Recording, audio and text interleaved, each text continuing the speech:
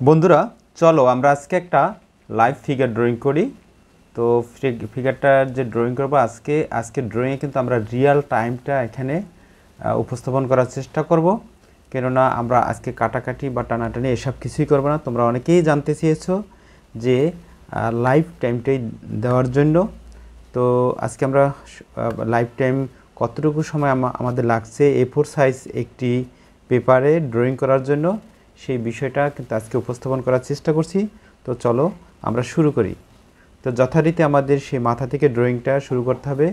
তো আজকে ড্রয়িংটা কিন্তু মোটামুটি লাইভ দেখেই আমি শুরু করেছি, অর্থাৎ এর ব্যালেন্সটাকে আমাদের আগে ব্যালেন্স এবং কম্পোজিশন কিন্তু আগে আমাদের লেআউট করে নিতে হবে। তো আমি সেই কাজটি করছি, তো আমরা দেখতে থাকি।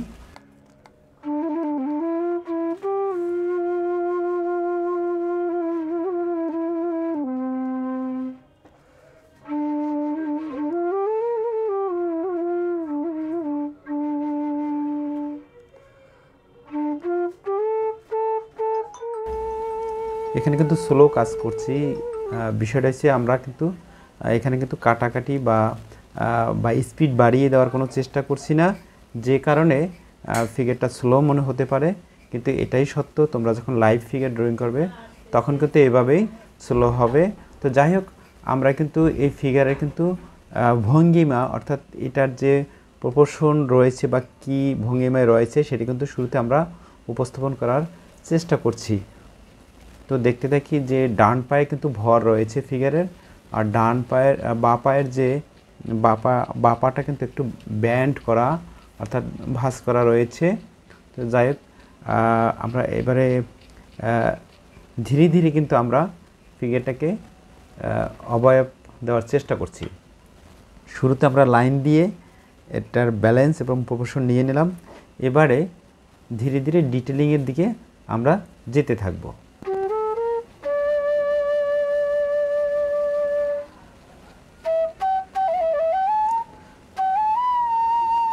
আমার কাছে মনে হলো যে মাথার উপরের অংশটা একটু বড়, তাই হালকা একটু ছোট করে নিয়েছি।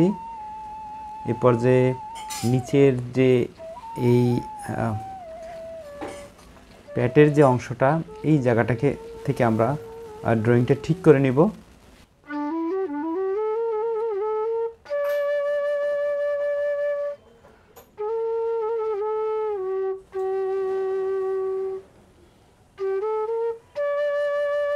এই যে সময়টা আমি ক্ষেপণ করছি, অর্থাৎ বেশি লাগছে, এই সময়টা আমি চিন্তা করছি যে কোথায় লাইনটা আমি টানবো, কোন দিকটা থেকে হাতের ড্রয়িংটা আসবে। ফিগারের দিকে তোমরা যারা লাইভ ফিগার ড্রয়িং করবে তারা কিন্তু অবশ্যই দেখে দেখে চিন্তা করে করে রেখার টানটা দিবে, যে কারণে একটু সময় বেশিও লাগতে পারে।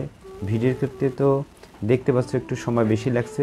যাই হোক, আমরা কিন্তু এই পর্যায়ে আমরা হাতের ড্রয়িংগুলো করে নিচ্ছি। এই হাতটা কিভাবে রয়েছে তা আমরা সেই ড্রয়িংগুলো আগে শুরুতে খসড়া করে নিচ্ছি, তারপরে হালকাভাবে 3D ডাইমেনশন যে ব্যাপারটা রয়েছে সেটা আমরা দেওয়ার চেষ্টা করছি।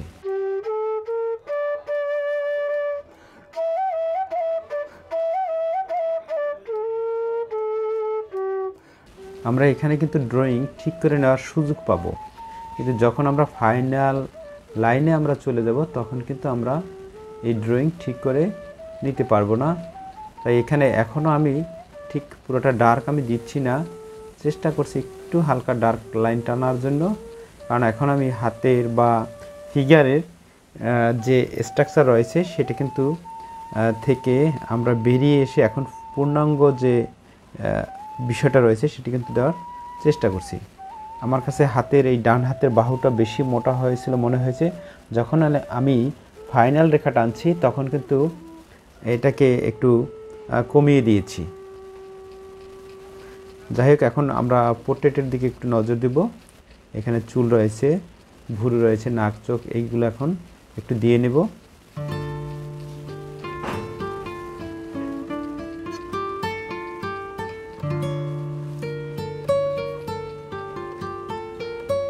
অনেকে অনেকভাবে ফিগার ড্রয়িং করে থাকে, অনেকে আছে যারা একদম মাথা থেকে শুরু করে ডিটেল একেবারে নিচ পর্যন্ত নিয়ে আসে, কিন্তু আমি সেটাকে সাপোর্ট করব না, কারণ আমি টোটাল ড্রয়িংটা আগে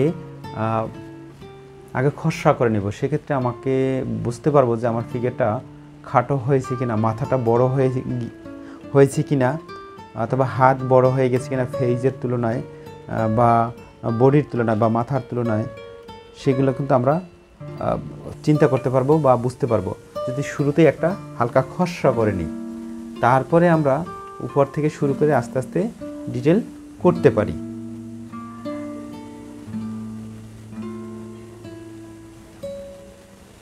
এরপর যে আমি ফিগারের ড্রাফারি পরিয়ে দিচ্ছি। চারুকলা যারা অ্যাডমিশন দিবে তাদের কিন্তু এভাবে ড্রাফারিতে কাজ করতে হবে। তোমরা অবশ্যই ফিগার কনস্ট্রাকশন বা ফিগার স্ট্রাকচারটা শুরুতে এভাবে করে নেবে, পরবর্তীতে এভাবে ড্রাফারিগুলো দিয়ে নেবে। তবে মনে রাখতে হবে যখন ফাইনাল লাইনে চলে যাবে তখন যেখানটায় ভাঁজ রয়েছে সেখানে টোন না ব্যবহার করে তুমি ডার্ক লাইন ব্যবহার করবে অবশ্যই। সেক্ষেত্রে ডার্ক এবং এভাবে কিন্তু আলো ছায়া আমরা বোঝানোর চেষ্টা করব। টোন ব্যবহার করতে পারবো না, এই কারণে টোন ব্যবহার করতে বলাও হয় না, কিন্তু টোন ব্যবহার করলে ভালো। কিন্তু সেক্ষেত্রে হালকা কিছু টোন ব্যবহার করা যেতে পারে। যেমন ল্যান্ডে আমি একটু টোন ব্যবহার করতে পারি, ফিগারটা যেখানে দাঁড়িয়ে রয়েছে বা যেখানে পাটা তার রয়েছে বা যেখানে বডিটা ল্যান্ডে রয়েছে সেখানে কিন্তু হালকা একটু টোন ব্যবহার করতে পারি। কাপড়ের ভাঁজও কিন্তু হালকা একটু টোন ব্যবহার করতে পারি, কিন্তু সেই সময়টা কিন্তু আমরা পাবো না। আমাদের পরীক্ষায় যে বা মূল্যায়নের যে সময়টা দেওয়া হয়ে থাকে সেই সময়টায় কিন্তু এত সময় পাওয়া যায় না, যে কারণে বিজ্ঞ শিক্ষক মণ্ডলী এর জন্য একটা টাইম নির্ধারণ করে দিয়েছে এবং বলে দিয়েছে যে আমাদের যে ড্রয়িংটা আসবে সেটা লাইন ড্রয়িংয়ে করার জন্য। তুমি লাইন ড্রয়িংও করতে পারলে বোঝা যাবে যে তুমি ভালো ড্রয়িং করতে পারো কিনা, সেক্ষেত্রে টোনের প্রয়োজন পড়বে না। আর যারা একটু ফাস্ট ড্রয়িং করো তারা যদি মনে করো যে হ্যাঁ টোন দেওয়ার আমার সময় রয়েছে, তারা একটু হালকা টোন ব্যবহার করতে পারো।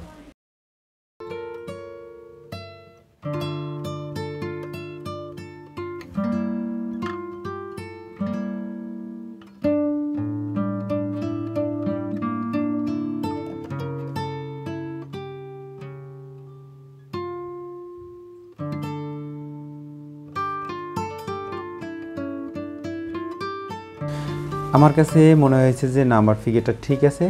এ পর্যায়ে আমি ধীরে ধীরে লাইনগুলো একটু ডার্ক দেওয়ার চেষ্টা করছি। যেহেতু এটা চুলের ড্রয়িং আমি করছি, এই জায়গাটায় টোটালটায় যদি একটু টোনও ব্যবহার করা যায় বা একটু বেশি ডার্কও হয়ে যায় সেক্ষেত্রে আমার কোনো প্রবলেম হবে না।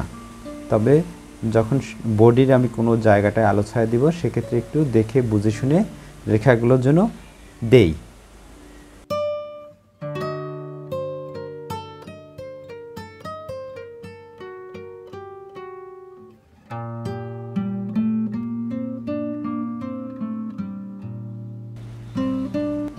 তোমাদের যাদের দেখতে সমস্যা আছে তারা কিন্তু মোবাইলে একটু জুম করে নিতে পারো যাতে ডিটেল দেখার সুযোগটা তোমাদের হয়।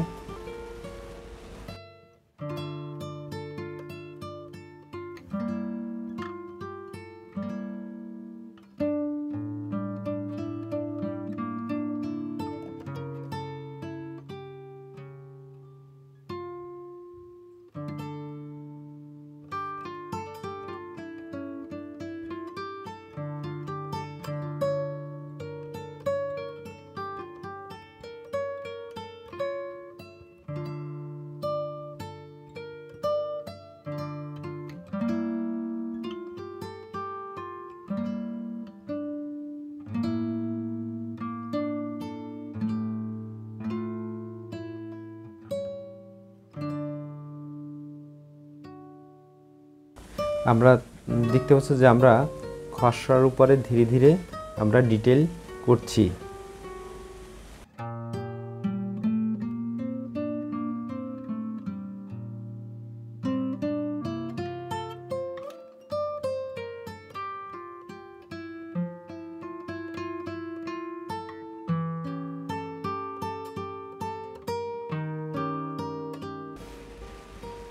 আমরা যা খসড়া করব সেটার উপরে যে ড্রয়িং করতে হবে এমনটি নয়, খসড়াটা জাস্ট একটা অবয়ব দাঁড় করানো। এরপরে আমাদের কোথায় একটু বেশি হতে পারে, কোথায় একটু কম হতে পারে, এটা কিন্তু তখন ফাইনাল রেখার সময় আমরা সেইভাবে অ্যাপ্লাই করব।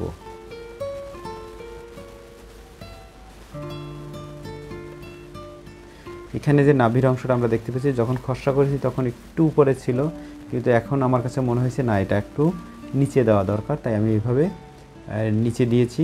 তো এবারে আমরা একটু ফুল ফিগারটা আবার একটু এক নজরে দেখে নেই।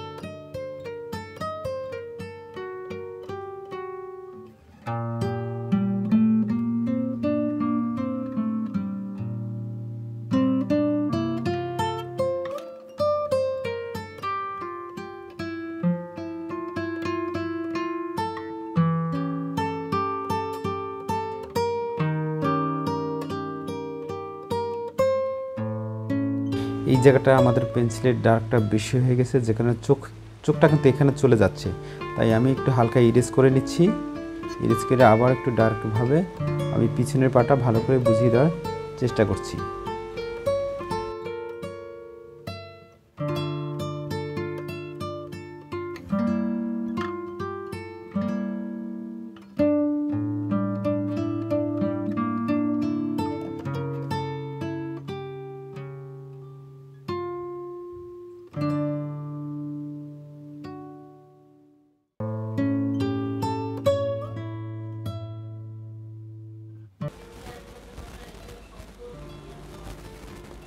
যাক, এভাবে কিন্তু আমরা একটি ফিগার দাঁড় করাতে পারি।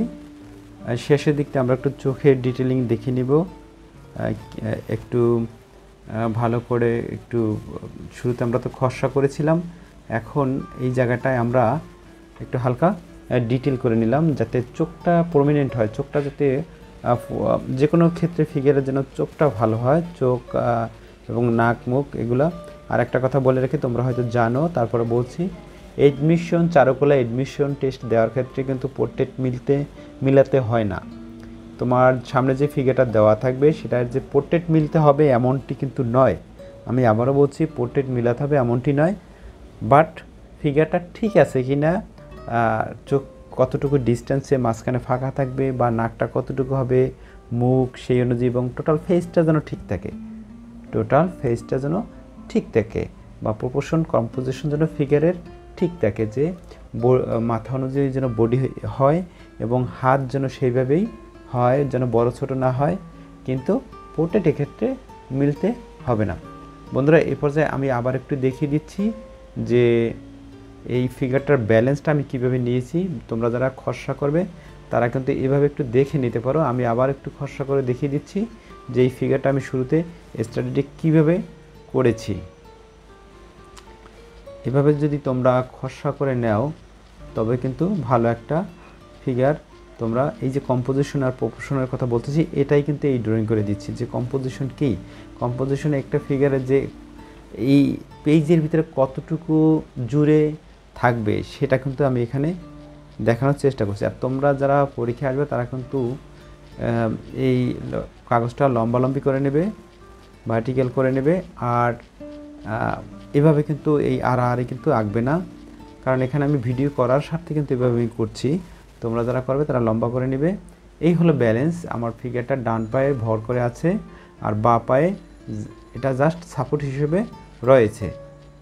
যখন আমরা বলি যে আরামে দাঁড়াও, এটা কিন্তু এইভাবেই হবে। হিপের ড্রয়িংটা কীভাবে হবে এবং শোল্ডারের ড্রয়িংটা কীভাবে হবে রেখার মাধ্যমে, সেটি আমি দেখানোর চেষ্টা করছি।